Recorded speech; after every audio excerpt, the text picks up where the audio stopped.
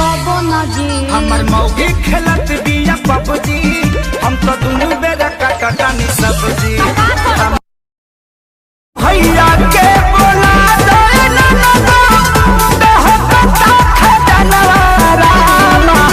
लोइया कटत डाल हिले बिलस में जो बनवा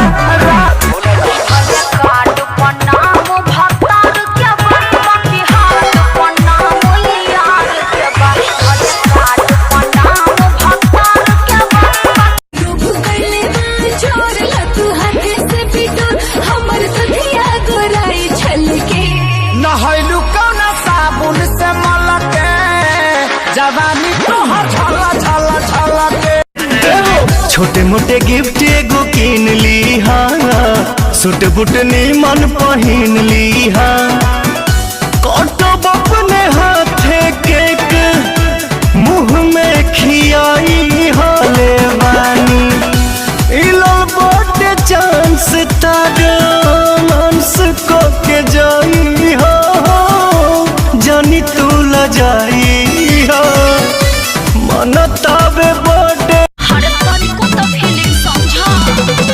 जहिया ले बाटे चढ़ल जवानी तहिए ले गोरी कटक जानी मानो ये बतिया खेसारी के सोना मजा मिले ना बिना परेशानी। पढ़ाई में शादी कराला जुलाई में मम्मी झूठो के बिया फसावले कढ़ाई में। शॉपिंग करा दो जानो पिज्जा खिला दो प्यार की निशानी एक चैन बनवा दो ए हीरो।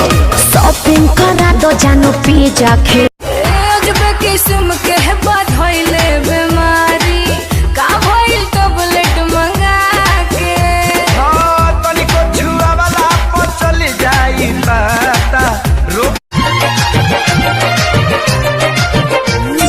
नांगे बाबू मोरे लचकावे लू कमर लटका के चलू चोटी नांगे बाबू मोरे लचकावे लू। भौजी हमसे हंसे बोले बतियावे के पड़ी, भौजी हमसे हंसे बोले बतियावे के पड़ी, दिल देवरो दिल के तरह दिया के मिलना दवाई तू हर जुदाई जान जान लेके जाए, तो हर जुदाई जान जान ले